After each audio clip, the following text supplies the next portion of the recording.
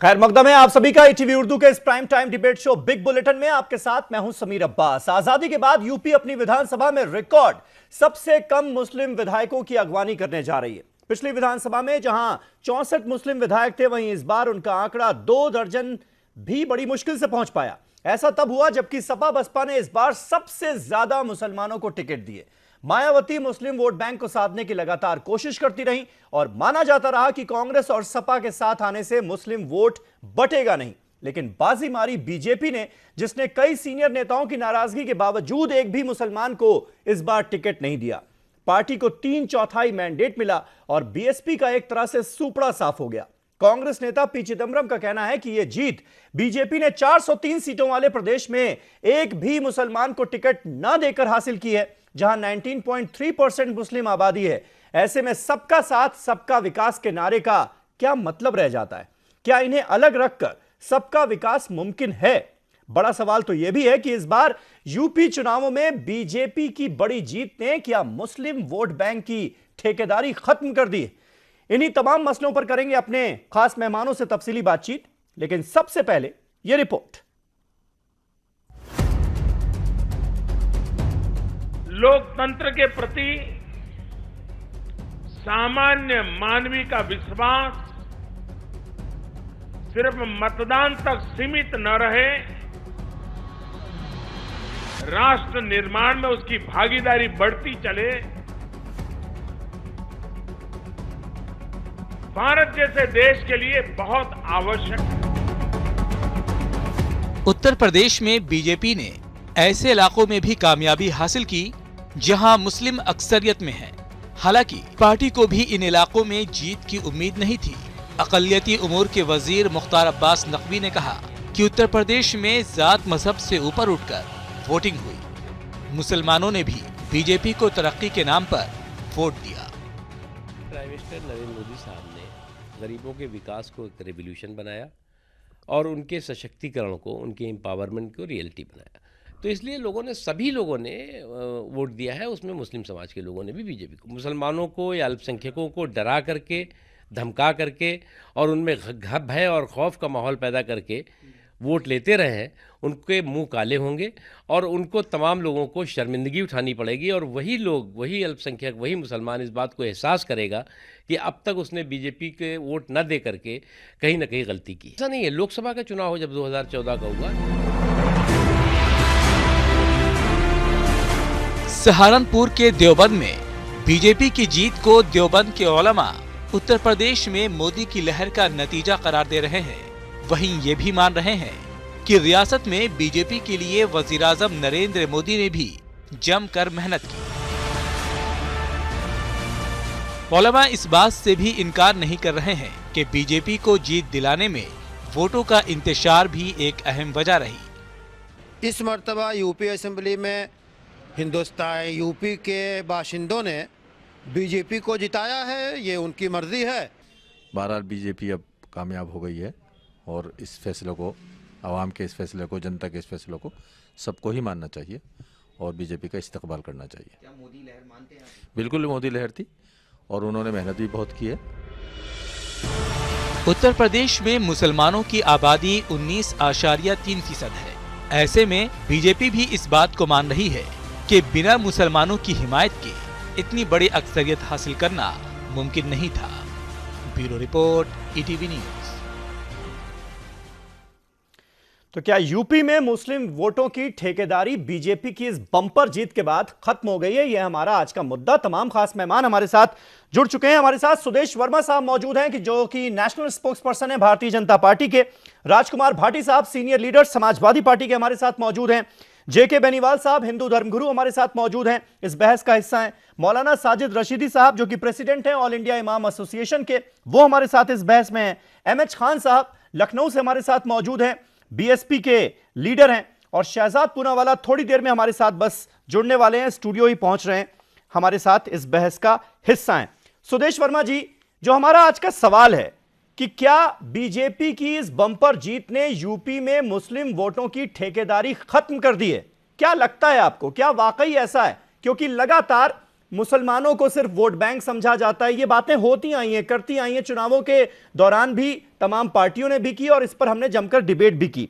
लेकिन क्या अब ये वक्त आ गया है कि मुसलमानों ने ये मान लिया है कि हमारा ठेकेदार कोई नहीं है, कोई हमें ये नहीं बताएगा कि तुम्हें किस पार्टी को वोट देना है, वो जिसको समझेगा उसको वोट करेगा? देखिए, एक बहुत समीर अब्बास साहब बहुत अच्छी शुरुआत है, क्योंकि देखिए बीजेपी के बारे में तरह तरह का भ्रम फैलाया गया है अपोजिशन पार्टीज के द्वारा, क्योंकि वो मुसलमान को चाहते ही नहीं है कि उस वोट बैंक से बाहर आए और सोचें। उन्हें ऐसा भय दिखाया गया है, लेकिन ये भय देखिए, आप गुजरात में जो लोकल इलेक्शन थे वह बहुत संख्या में मुसलमान लोग जीते और उसी से जो शिफ्ट आया, क्योंकि आज आप गुजरात की बात करते हैं, लोगों को सिर्फ आपको याद आता है राइट्स का, लेकिन ये नहीं याद आता कि 10% मुसलमान जो है गवर्नमेंट सर्विस में है वहाँ पर गुजरात में रिप्रेजेंटेशन, जो कहीं नहीं है भारत के किसी कोने में। जो वेस्ट बंगाल में बात करते हैं कि करीब 20% मुसलमान है, 25% मुसलमान है, वहाँ 2% रिप्रेजेंटेशन नहीं है। तो क्या मुसलमान को कब तक बेवकूफ बनाएंगे आप? मुसलमान भी नागरिक है, उसे भी उसका हक चाहिए और बीजेपी से दूरी रहने का कोई कारण नहीं है, क्योंकि बीजेपी के किसी भी पॉलिसी में या आरएसएस जो हमारी पेरेंट पार्टी, किसी भी पॉलिसी में आप एक वर्ड दिखा दीजिए जो एंटी मुसलमान है, हो ही नहीं सकता, क्योंकि हम कॉन्स्टिट्यूशन ऑफ इंडिया को स्वेयर करते हैं, कॉन्स्टिट्यूशन को अपना बाइबल मानते हैं, तो हम कैसे कर सकते हैं? लेकिन ये पार्टियां आज तक उनको अपना वोट बैंक बनाकर चलती रही, अब ये भ्रम टूट रहा है और बहुत खुशी की बात। ठीक है, ये बहुत खुशी की बात है आपके लिए कि ये भ्रम टूट रहा है, लेकिन मुसलमान आपकी पार्टी से छिटकता क्यों है, इसको लेकर भी तमाम तरह के सवालात हैं, मैं आपसे पूछूंगा। थोड़ी देर में हम अपने दर्शकों को बता दें, अपने व्यूअर्स को बता दें कि सुदेश वर्मा साहब हमारे साथ लाइव मौजूद होंगे, अभी ट्रैफिक में फंसे हुए हैं इसलिए हम फोन लाइन पर उनको कनेक्ट कर पाए हैं। लेकिन डॉक्टर एमएच खान, मैं आपसे जानना चाहूंगा, बीएसपी पार्टी को इतनी जबरदस्त हार का सामना करना पड़ता है, एक तरह से सुपड़ा साफ हो गया आपका यूपी में, और सबसे ज्यादा मुसलमानों को आपने टिकट दिया, ये जो गहन चिंता चल रही होगी पार्टी में, मंथन हुआ होगा, इससे क्या निकल पाया, क्या आकलन कर पा रहे हैं आप, क्यों ऐसी हालत हुई?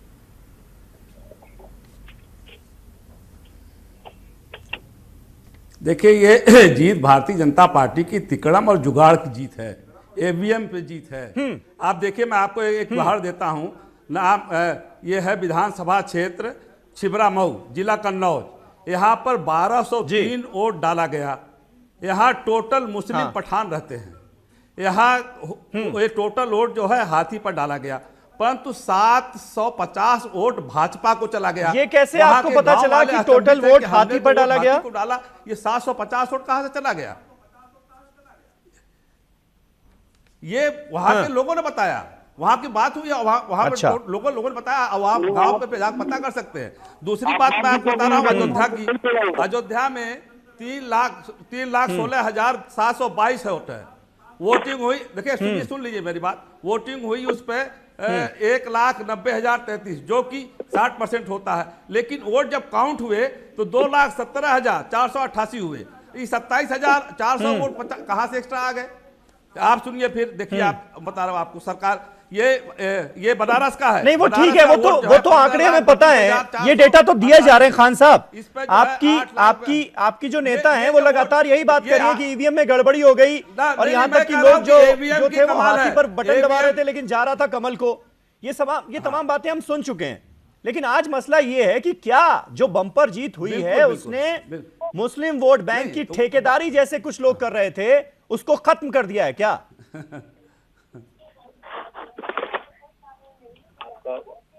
अब जो लोगों ने ठेकेदारी किया वो खत्म समझ रही है, लेकिन हमने ठेकेदारी नहीं किया, हमने सत्ता में भागीदारी की बात कही, हमने सर्व समाज सब हित की बात कही, हमने मुसलमानों को हुकूमत में हिस्सेदारी की बात कही, ठेकेदारी की बात हमने कभी नहीं कही। और देखिए, ऐसा तो नहीं था कि आपने ठेकेदारों पर भरोसा कर लिया, वो भरोसा करना भारी पड़ा। कितनी फैक्ट्रियां उत्तर प्रदेश में लग गई?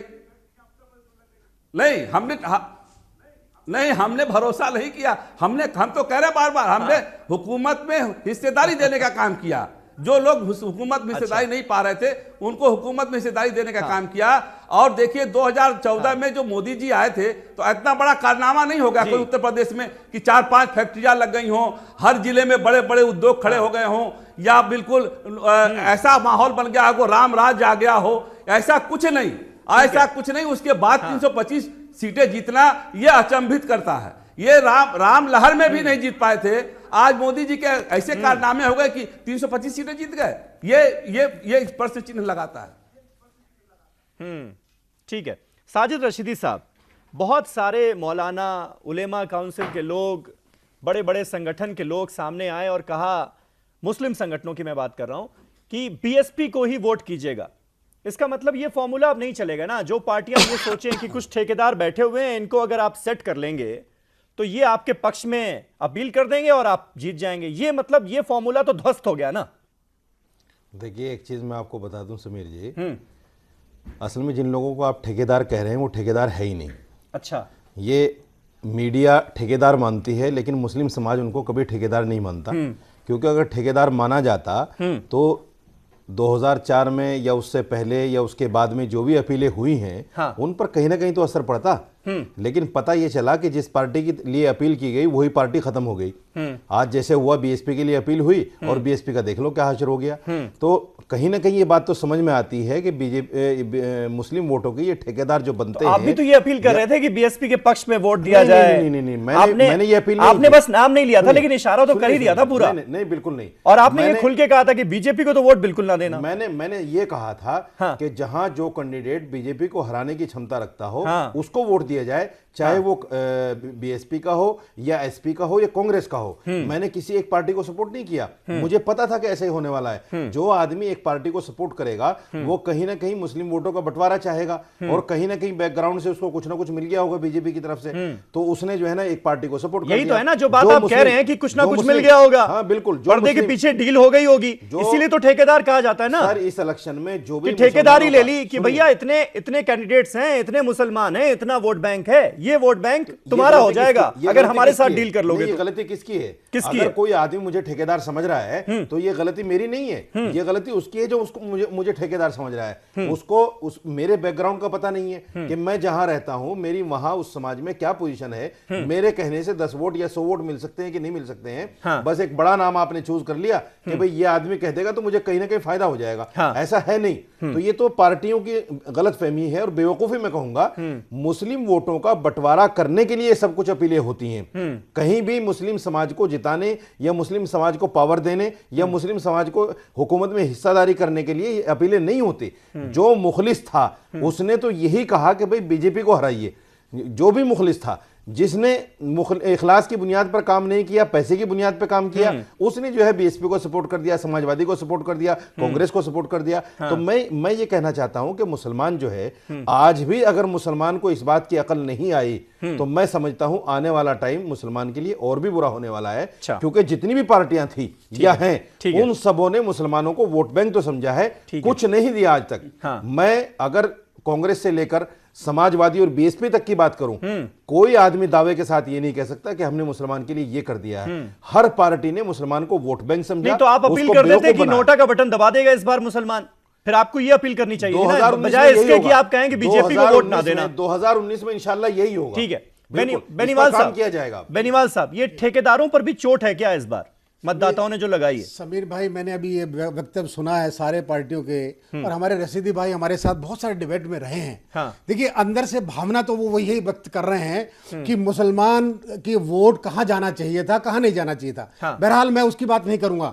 ये चोट, सबसे बड़ी चोट जो इस यूपी के इलेक्शन की है तो इन मुल्ले मौलानाओं के ऊपर है। और खासकर ध्यान से आप सुन लें, ये जो मुस्लिम पर्सनल लॉ बोर्ड वाले जिन्होंने बड़ी बड़ी आजान दी हैं, वो मस्जिद से हमारे जामा मस्जिद से आजान दी गई, साहब फलां को दे दिया जाए, फलां को दे दिया, ओपनली कहा गया। उन्होंने तो कहा इस पे बैठ जाइए, अजान ना कहिए उसको, अनाउंसमेंट कह दीजिए, कुछ भी कह दीजिए, लेकिन उन्होंने वहां मस्जिदों से धर्म के स्थानों पे उनको ऐसा नहीं करना चाहिए था। मुस्लिम पर्सनल लॉ बोर्ड ने कहा, और नहीं कहा, बिल्कुल कहा उन्होंने। मुस्लिम पर्सनल लॉ बोर्ड के कुछ मेंबर्स, देखिए साहब, कुछ भी मेंबर ने कहा, पर अपनी व्यक्तिगत राय, देखिए व्यक्तिगत राय नहीं है। बोर्ड का कोई भी मेंबर बोलता है तो एक ऑथेंटिसिटी होती है। दूसरी कह रहा हूं मैं, आज से नहीं है ये, तो मुस्लिम क्या मुस्लिम भाइयों को तो आज मुस्लिम समाज ने ये दिखा दिया कि हमें वोट बैंक मत समझिए। आज का नौजवान 3 तलाक के ऊपर, हमारी बहनें, हमारे नौजवान 50% से ज्यादा ऐसा थप्पड़ मारा है सारे मुल्ले मौलानाओं को और इन धर्म गुरुओं को, बिल्कुल थप्पड़ लगा है। देखिए बात सुनिए, देखिए बात सुनिए, 3 तलाक के ऊपर अगर ये नहीं होता, आप कहना चाहते हैं, ये बात हो रही है ना रशीदी साहब, रशीदी साहब, ये बात तो हो रही है ना, अपने लफ्जों का इस्तेमाल सही कीजिए। ये बात तो हो रही है। कहा यह जा रहा है कि भाई जो मुस्लिम महिलाएं थी वो बीजेपी के साथ आ गई। लफ्जों का इस्तेमाल सही कीजिए। ये आपको एक नसीहत है, लफ्जों का इस्तेमाल कि सही कीजिए। धर्म गुरुओं को ये सोचना पड़ेगा, किसी को ये नहीं कह सकते आप फला को ही वोट दीजिए। क्यों दीजिए? आपने ये बताइए, आप शरिया के नाम पे, आप हदीस के नाम के ऊपर, आप कानून नहीं, आप क्या कहता है कानून? अल्लाह का कानून क्या कहता है? ये कहता है कि अमृत सो भी पुत्रा, सब मेरे पुत्र हैं, जी, अपनी मर्जी से कुछ भी करिए, धर्म ये कहता है। और आप कह रहे हैं नहीं साहब फला को वोट दीजिए। देखिए हिंदुस्तान, देखिए ये हिंदुस्तान नहीं है, ये भारतवर्ष है। ठीक है, एक मिनट बेनीवाल साहब, मैं इंट्रोड्यूस भी करा दूं। राजकुमार भाटी साहब समाजवादी पार्टी के सीनियर लीडर और शहजाद पूनावाला कांग्रेस पार्टी से हमारे साथ जुड़ चुके हैं, दोनों स्टूडियो में पहुंच चुके हैं। भाटी साहब कुछ पूछना चाह रहे हैं। जी भाटी साहब। पूछना चाहता हूं, जब अशोक सिंघल विश्व हिंदू परिषद के अध्यक्ष हो गए, हाँ, और विनय कटियार बजरंग दल के अध्यक्ष होकर भारतीय जनता पार्टी को वोट देने की अपील कर सकते हैं, तो कोई मुल्ला या मौलाना क्यों नहीं अपील कर सकता? इसमें कौन सा गुनाह है? देखिए वो धर्म हारना जीतना अपनी जगह है। वीएचपी हिंदुओं का संगठन बताते हैं, आरएसएस एक संगठन है, वो अपील कर सकता है। धर्म गुरु अलग चीज है। हम धर्म गुरु धर्म का ठप्पा नहीं लगना चाहिए ना बेनीवाल साहब। धर्म का वो बात तो वही हो गई ना, धार्मिक चोला पहनकर किसी पार्टी के पक्ष अगर हम बात करें तो बात तो वही होगी ना। भाटी साहब की बात में पॉइंट है। आरएसएस क्या कर रही है? ठीक है, ठीक है, ये कर रही है। आरएसएस भी हिंदुओं की ठेकेदार है। मोहन भागवत क्या कर रहे हैं? आरएसएस एक राष्ट्रीय संगठन है, वो हिंदू का संगठन नहीं है। आरएसएस के मेंबर मुसलमान है क्या? नहीं, हिंदू नहीं। देखिए मुसलमान की बात नहीं है। आज प्राइम मिनिस्टर ने क्या कहा है? प्राइम मिनिस्टर ने अपनी पहली स्पीच में बोला है कि सब मेरे हैं, मैं सबका हूं। ठीक है, ठीक है, 125 करोड़ मेरे, बिल्कुल वो दिखाया था। मेरे को वोट दिए वो भी मेरा है, वो नहीं वोट दिए वो भी मेरा है, वो दिखाया था। तो क्या कहा है? जी, प्रदेश में नहीं देता किसी अल्पसंख्यक को। ऐसा नहीं है। प्रधानमंत्री करनी और करनी में अंतर है। जो प्रधानमंत्री ये कहता है हमारा देश का किसी अल्पसंख्यक को एक भी टिकट उत्तर प्रदेश में नहीं दिया। ठीक है, उस पर हम आएंगे, उस पर हम आएंगे भाटी साहब, उस पर हम आएंगे। शहजाद पूनावाला,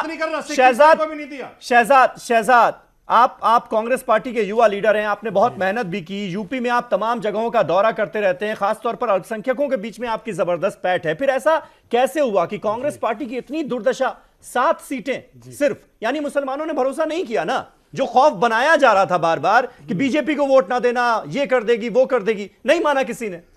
तो पहले तो मैं ये कहूँगा कि कम से कम जो लोग धार्मिक चोला ओढ़ के आते हैं उनको संयम में रहना चाहिए। चिल्ला पुकार करना, उनसे तो लोग देखते हैं और उनसे समझते हैं कि हमें कैसे संयमित रहना है, तो कम से कम वो उदाहरण जो पेश करते समाज में उसको तहस नहस ना करें। देखिए वैसे तो बसपा के लिए स्वामी चक्रपाणी महाराज ने भी अपील की थी, और कई धर्मगुरु, हिंदू धर्मगुरु है जो पहले भी भाजपा का समर्थन करते आए हैं और वो उन्होंने किया है, और कई बार भाजपा हारी है।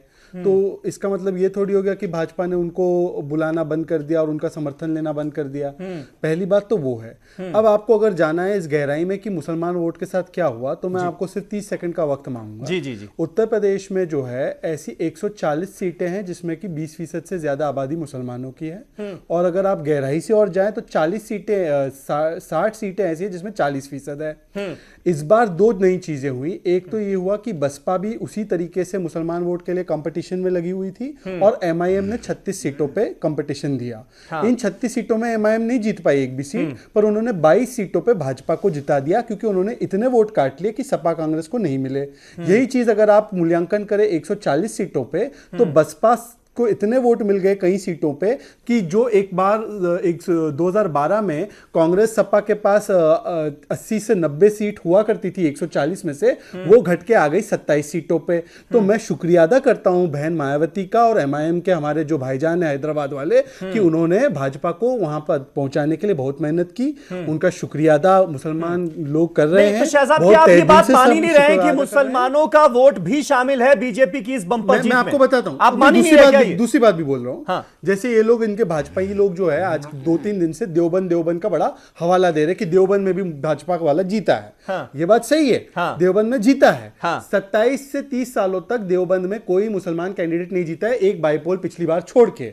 वहां पे हमेशा वहां पे इतना बंटवारा हुआ है मुसलमान वोट का कि हमेशा वहां पे जो है गैर मुसलमान जीतता है, और भाजपा भी पहली बार कोई नहीं जीती है। कोई 2012 में समाजवादी पार्टी का कैंडिडेट कोई हिंदू ही जीता था। मेरी बात सुनिए, नॉन मुस्लिम। एक आखिरी बात कंप्लीट कर रहा हूं मौलाना साहब जी। मुझे कोई दिक्कत नहीं कि कोई मौलाना अपील करे, कोई हिंदू संत जो है वो अपील करे। मेरा सवाल सिर्फ इतना है कि आगे चलते हुए अभी बसपा को सोचना है, एमआईएम को सोचना है कि वो इस तरीके से राजनीति करना चाहते हैं जिससे कि भाजपा को फायदा हो। इस बार सबसे कम मुसलमान असेंबली पहुंच पाए हैं 24।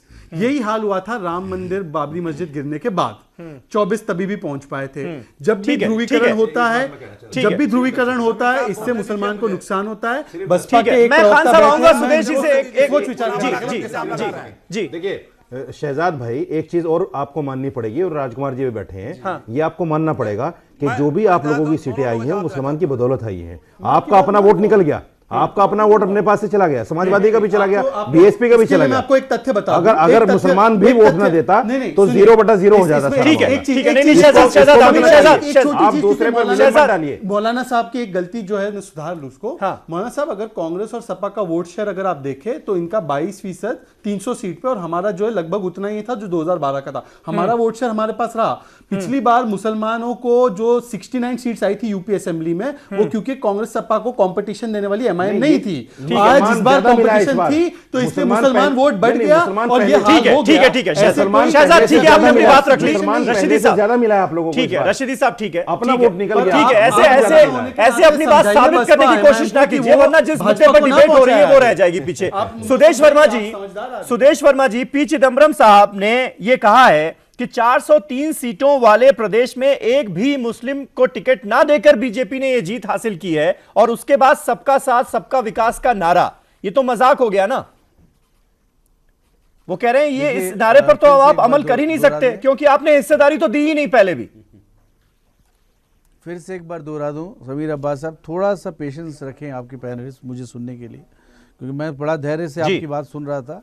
देखिए, हमने पहले भी बताया है कि कांग्रेस और बाकी पार्टियां मुसलमानों को टिकट दी हैं वोट बैंक के नाते, उसके बाद मुसलमानों के लिए काम नहीं किया। और इसी कारण से सच्चर कमेटी जब आती है तो बोलती है कि भारत की आज़ादी के बाद भी मुसलमान सबसे बैकवर्ड कम्युनिटी है। इसका मतलब ये है कि सच्चर कमेटी ने जो बोला वो कांग्रेस का क्रिटिसिज्म है कि आपने टोकनिज्म किया, आपने टिकट दिया कि आपने उनके लिए काम नहीं किया।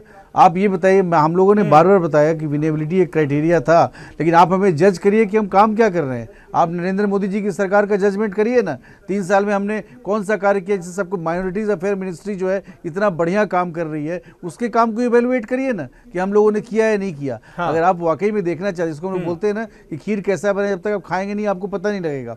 और यही कारण है, हमें लगता है कि उज्ज्वला योजना जो माइनॉरिटी को भी उतना ही फायदा किया, माइनॉरिटी कम्युनिटी के वुमेन को भी उतना ही फायदा किया, क्योंकि हमने कोई डिस्क्रिमिनेशन तो किया नहीं, जो गरीब है उसको दिया, तो उसका एक इम्पैक्ट पड़ा। इसको कांग्रेस माने ना माने, ठीक है, ये उसी देखिए कंट्री का नैरेटिव बदल रहा है। वो नैरेटिव क्या है कि युवा जो है, कम्युनिटी जो है वो डेवलपमेंट से जुड़ना चाहती है, अपनी ज़िंदगी से बाहर आना चाहती है। शहजाद पूनावाला जी जो साफ़ सुथरे कपड़े पहनते हैं और ख़ुद भी पठान लगते हैं, ये माइनॉरिटी मुसलमान को कैसे रिप्रेजेंट करेंगे, उस गरीब मुसलमान को? मुझे तो ये सोच के ही लगता है, कांग्रेस में कितने मुसलमान हैं जो गरीब तबके से आते हैं, ये बताइए ना। रिप्रेजेंटेशन की आप बात करते हैं, सारे 4 करोड़ का सूट कौन सा चाय वाला पहन के आता है, वो आप हमें बताएं। और आप हमें बताएं, गुजरात में बच्चियों के लिए जो वजीफे की स्कीम थी, वो इटली और ऑक्सफोर्ड से नहीं आया है, वो गरीब आदमी है जो चाय बेच के यहाँ पहुंचा है, चाय बेच के यहाँ पहुंच सकता है आदमी। आपने उसको लागू नहीं किया। आप कौन से हमदर्द हो? आप एहसान जाफरी की बीवी के लिए कौन से दिन रोए हो? नजीब की मां के लिए कौन से दिन रोए हो?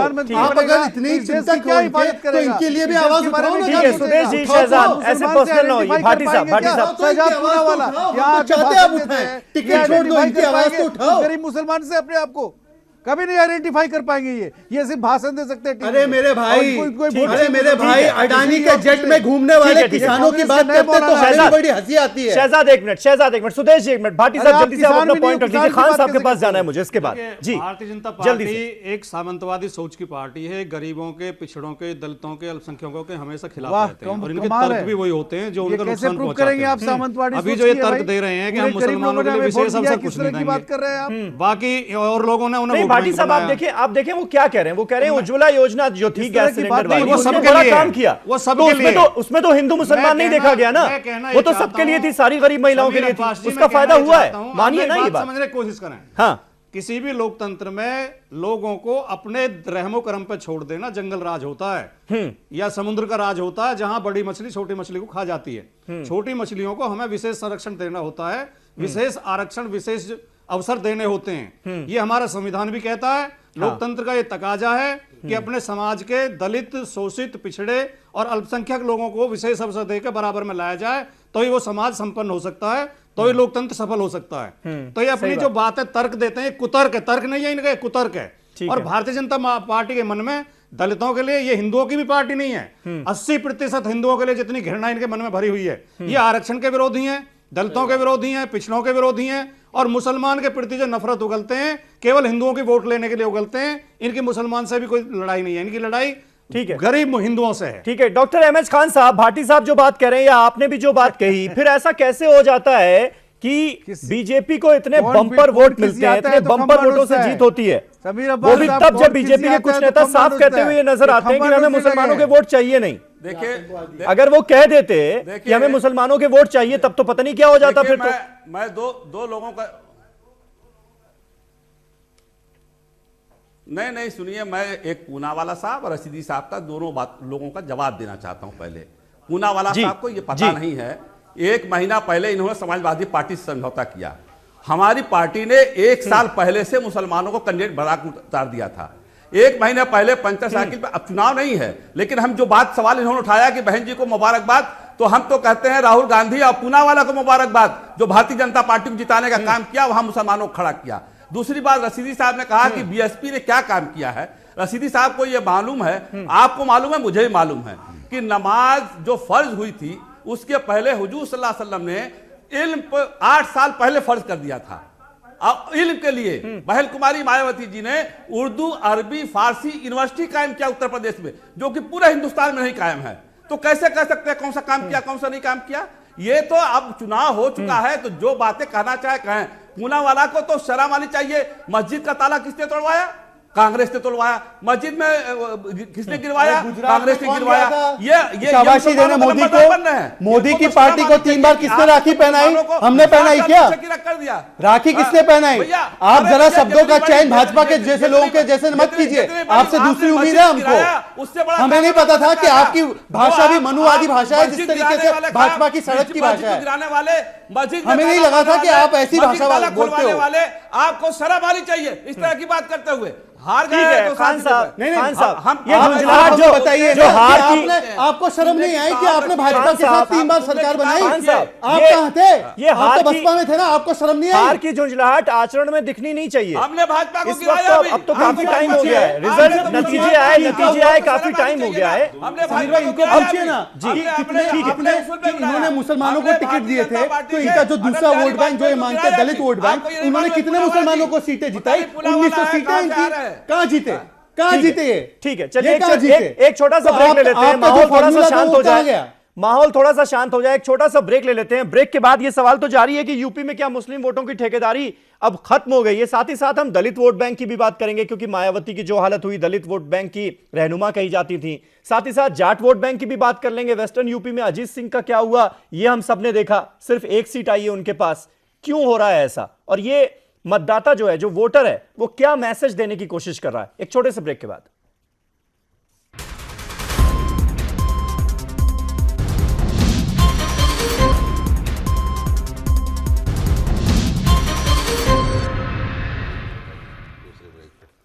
तो क्या यूपी में मुस्लिम वोटों की ठेकेदारी खत्म हो गई है? ये हमारा आज का सवाल। तमाम खास मेहमान हमारे साथ बने हुए हैं। सुदेश वर्मा साहब हमारे साथ मौजूद हैं। सुदेश वर्मा जी, ब्रेक से पहले आपने जिक्र किया कि गुजरात में जैसे 10% हिस्सेदारी है, आपने कहा मुसलमानों की सरकारी नौकरियों में, क्या यहां पर भी अच्छा ये नहीं होता कि आप यहां पर हिस्सेदारी बरकरार रखते? जब आप टिकट बांट रहे थे तो भी मुस्लिम हिस्सेदारी रहती, क्योंकि इस बार आप आंकड़ा देखिए, कहां 69 और कहां 24 पर पहुंच गया, 1/3 रह गए हैं मुसलमान। तो जब इस कौम के लोग आगे बढ़ेंगे ही नहीं, विधानसभाओं में पहुंचेंगे ही नहीं, तो उनकी रहनुमाई करेगा कौन? ये एक बड़ा सवाल इस वक्त खड़ा हुआ है यूपी में, जिसका मुझे लगता है आपको जवाब देना चाहिए बहुत ईमानदारी के साथ। देखिए, ईमानदारी के साथ बता रहा हूँ, हम लोग चाहते हैं नया भारत जिसकी नरेंद्र मोदी जी बात करते हैं, वो नया भारत जो है वो सबका साथ सबका विकास, सिटीजन सेंट्रिक पॉलिटिक्स से होने वाला है। ये जो कम्युनिटी बेस्ड पॉलिटिक्स करते हैं ना, किसी के पास कास्ट है, किसी के पास कम्युनिटी है, इनको ये डेवलपमेंट पैरामीटर में कॉम्पीट ही नहीं करना चाहते। आप बताइए समीर अब्बास साहब, कांग्रेस के पास एक बहुत अच्छा सूबा है पंजाब आज के दिन, अगर ये पंजाब को डेवलप करें और एक मॉडल बनाएं गुजरात की तरह, तो कल ये हमारे साथ प्रतिस्पर्धा कर सकते हैं विकास पर कि हमारा ये मॉडल है, देखो। ये करना ही नहीं चाहते क्योंकि इनके पास एक कास्ट बेस, एक कम्युनिटी बेस है, उस पर ही सत्ता में आना चाहेंगे।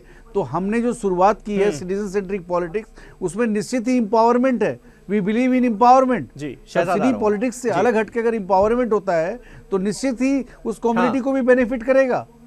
अच्छे सड़क, अच्छी शिक्षा व्यवस्था, अच्छा स्वास्थ्य व्यवस्था, जो गरीब है उसको हेल्प करेगा, क्योंकि आप कहते हैं, मैं मानता हूं कि मुसलमान बहुत गरीब है, तो उनको सबसे ज्यादा शहजाद, लेकिन एक बात सुदेश जी लगातार कर रहे हैं, मुझे लग रहा है कि वो आइडियल सिचुएशन की बात कर रहे हैं कि धर्म और मजहब, जाति और मजहब से ऊपर उठकर देखिए, और ये ना सोचिए कि इस कम्युनिटी से इतने आदमी पहुंचे हैं तो वही उस कम्युनिटी की रहनुमाई करेंगे या उसकी मदद करेंगे।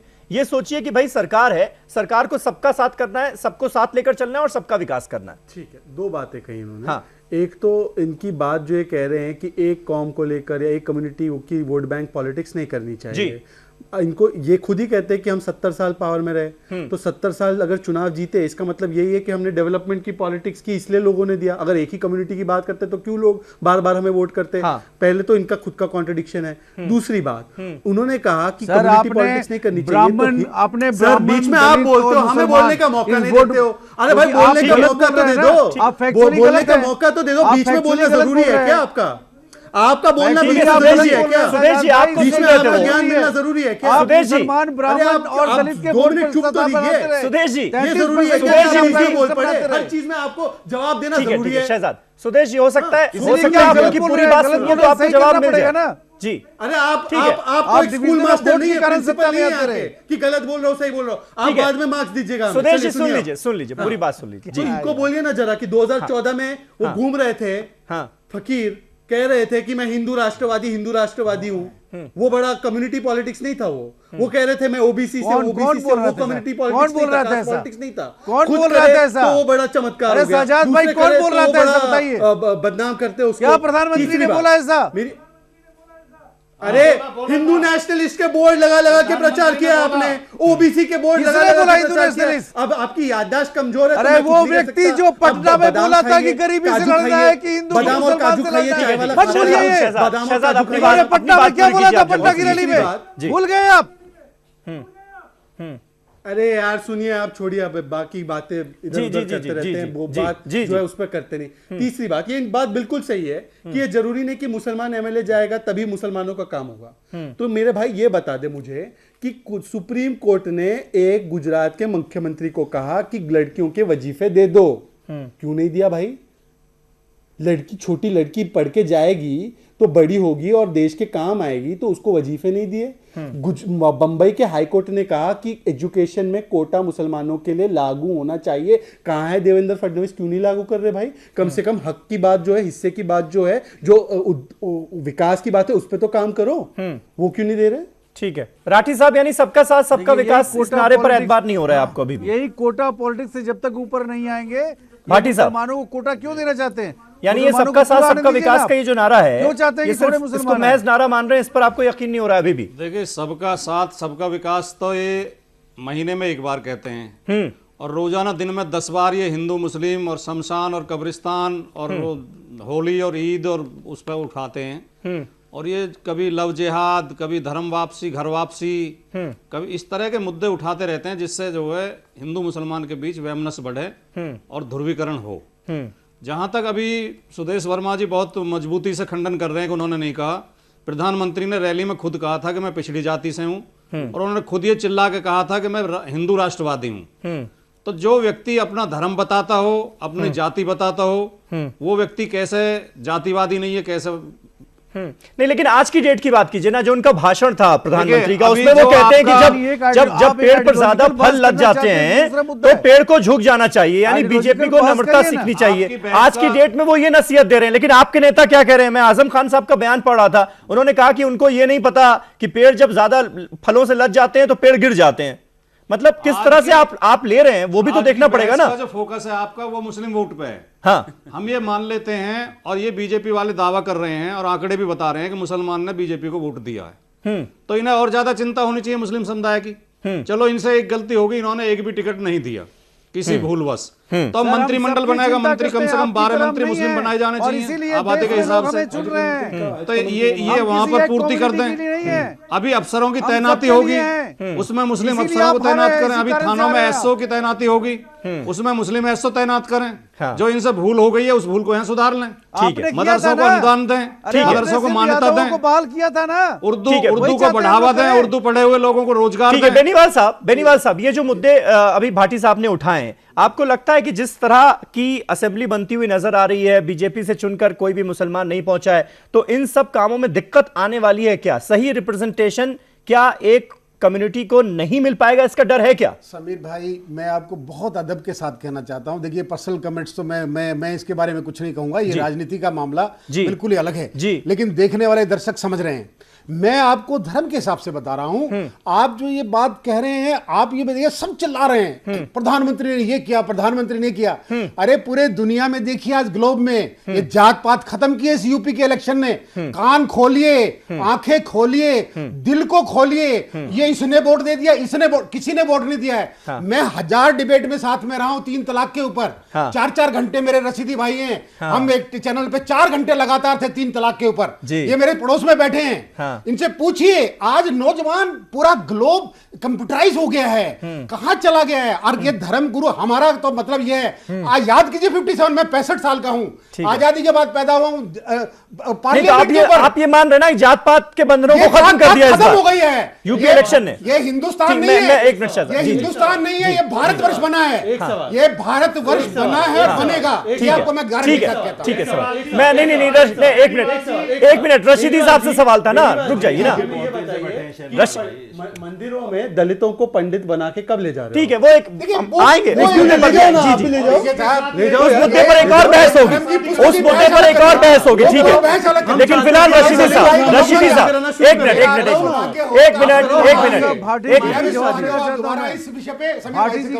ठीक है, रशीदी साहब जो बात बेनीवाल साहब कह रहे हैं कि जात पात के बंधनों को खत्म कर दिया इस बार यूपी इलेक्शंस ने, और 3 तलाक पर मुस्लिम महिलाओं ने आपका साथ नहीं दिया। देखिए, एक चीज तो मैं आपको बिल्कुल साफ कर देना चाहता हूं। हाँ, ये जो बीजेपी को वोट मिला है 3 तलाक पर नहीं मिला। हाँ, कहीं ना कहीं विकास के बारे में पिछली पार्टियां जिनके साथ मुसलमान रहे हैं, विकास के नाम पर वो अपने आप को पछड़ा महसूस कर रहे थे, अपने आप को कहीं ना कहीं पीछे महसूस नहीं कर क्यों? रहे थे। बार ये बात हो रही थी ना कि मुस्लिम महिलाओं का पक्ष जो है केंद्र सरकार जिस तरीके से रख रही है उसके हिसाब से मुस्लिम महिलाएं खुश हैं। मैं अपनी बात पूरी, तो क्या वो वोट नहीं दे सकती? मैं अपनी बात पूरी कर लूं। मतलब क्यों आप ये बात गारंटी से कैसे कह सकते हैं? मैं गारंटी इसलिए दे रहा हूं, मैं सुन लीजिए मेरी बात।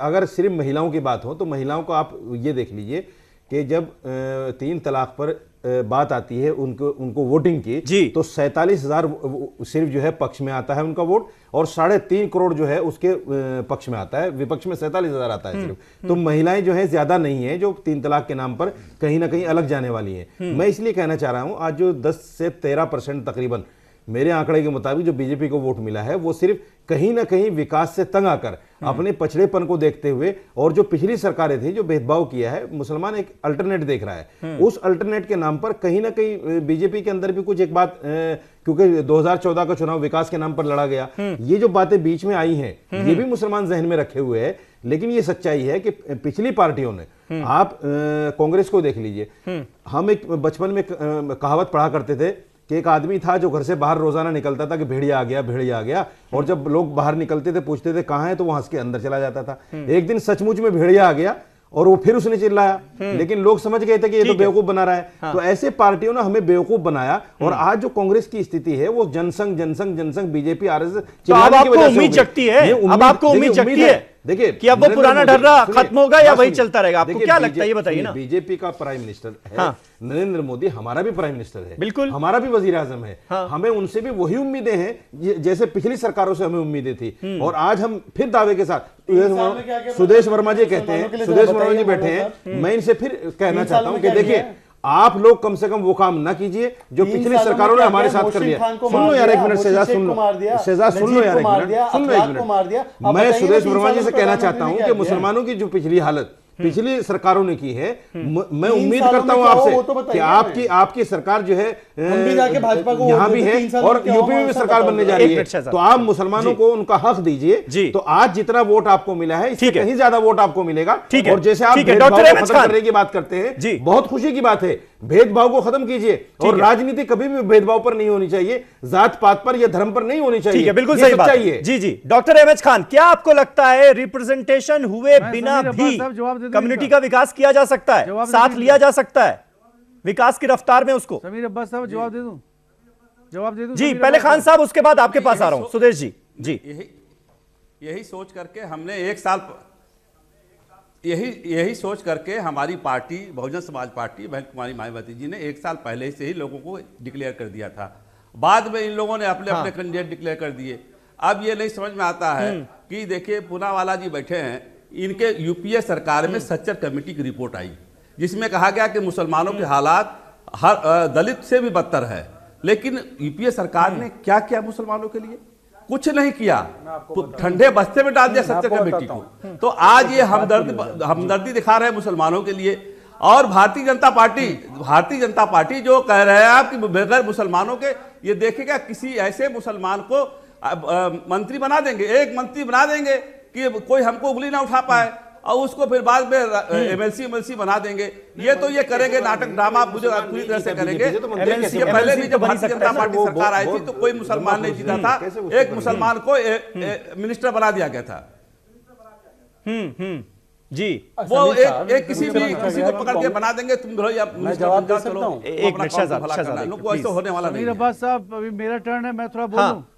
समीर अब्बास साहब, ठीक है, सुदेश जी बताइए। मुझे मौका दिया था। सुदेश जी बताइए, आप वो कह रहे हैं कि दिखाने के लिए अगर आप एक दो मुसलमानों को बना भी देते हैं मंत्री एमएलसी बनाकर, तो भी बड़ा शक है कि कैसे रिप्रेजेंटेशन होगा इतनी 19.3% समुदाय का।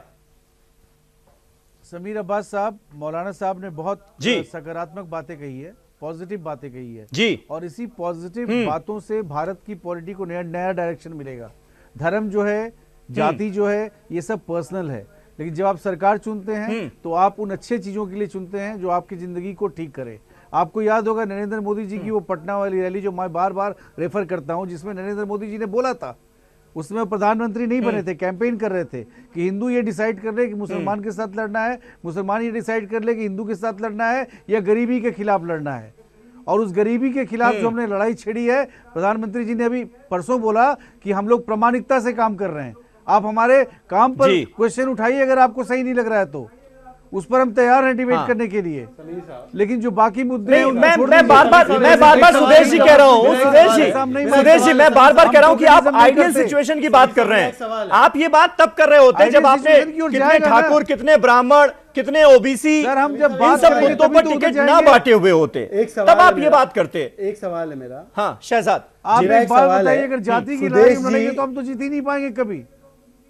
मेरा एक सवाल है, इन्होंने कहा कि धर्म जो है पर्सनल मामला है, हालांकि इन्होंने 30 सालों से अपने मैनिफेस्टो में राम मंदिर के इशू का जिक्र किया है। सुदेश जी क्योंकि प्रवक्ता, राष्ट्रीय प्रवक्ता है, वो कह दे कि कोई भी नेता जो अभी राम मंदिर के निर्माण की बात करेगा, और एमएस वैद्य साहब आरएसएस के, उन्होंने कहा है कि अब ये राम मंदिर का मैंडेट है, ये कहिए कि ये राम मंदिर का मैंडेट नहीं है और इसकी कोई बात भाजपा का कोई नेता नहीं करेगा, और करेगा तो उसको बाहर का रास्ता दिखाया जाएगा। लेकिन उन्होंने बार-बार क्लियर किया है ना कि ये आस्था से जुड़ा हुआ मामला है, लेकिन सुप्रीम कोर्ट जो कहेगा वही हम करेंगे। अरे फिर छोड़ दीजिए ना, आज उसको छोड़ दीजिए ना, आज राम मंदिर मुद्दा नहीं है ना।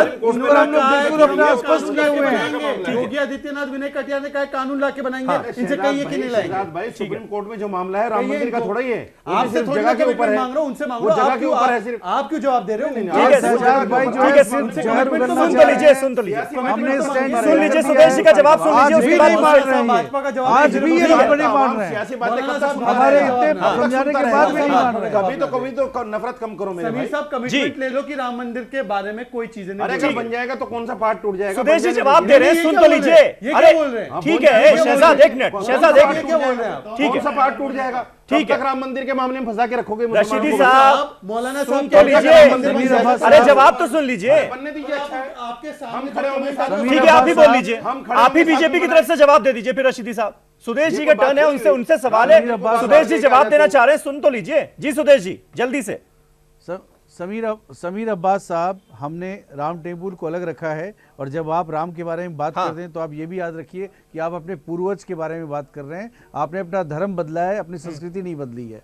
राम टेम्पल के बारे में बीजेपी का स्पष्ट मानना है, या तो कंसेंसस हो बना लो, बना लो। मतलब सुदेश जी फिर तो आप दूसरी दिशा में ले गए। के बारे में थोड़ा इज्जत से बात करिए, अपने पूर्वज के बारे में थोड़ा इज्जत से बात करिए।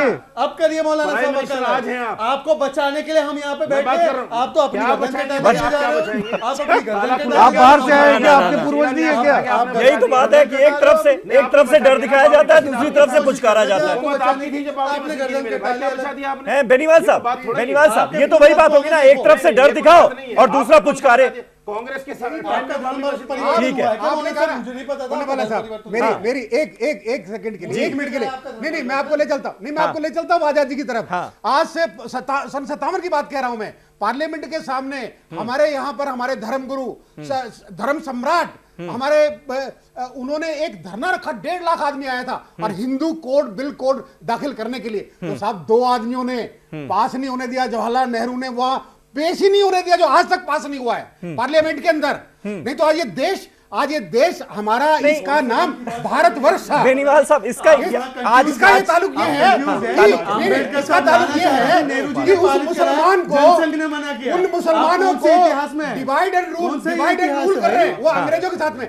आज भी यूपी में इलेक्शन में क्यों मुसलमानों ने वोट दिया? देखिए 70 साल में, यही 70 साल में हमारी जात पात से उठ के मुसलमान भाई भी नौजवान हो चुके हैं। ठीक है, 50% से ज्यादा। ठीक है, हमारे नौजवान भाइयों ने खुल के वोट दिया है, एक प्रधानमंत्री को वोट दिया है।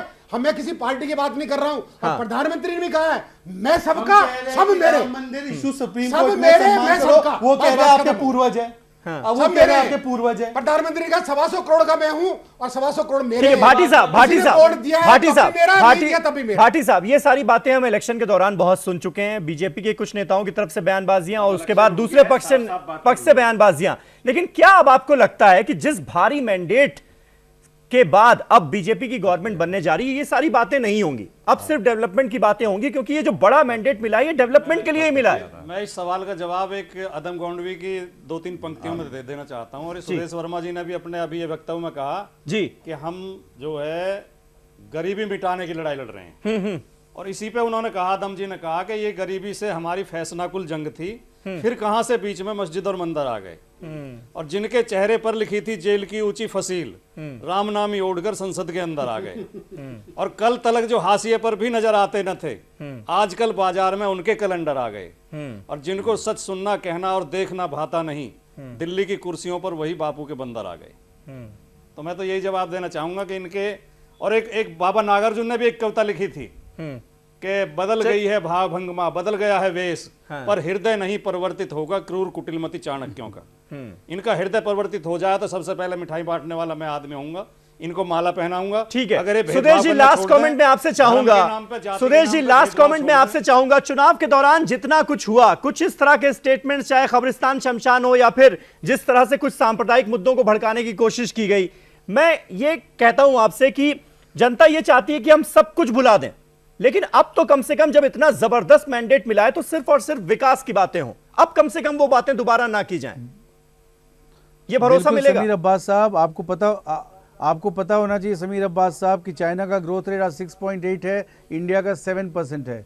उत्तर प्रदेश का एग्रीकल्चर वो 2% है, मध्य प्रदेश का 20% है। अगर भारत को आगे बढ़ना है तो उत्तर प्रदेश को आगे बढ़ना पड़ेगा। उत्तर प्रदेश को उत्तम प्रदेश बनाने के लिए हम कटिबद्ध हैं।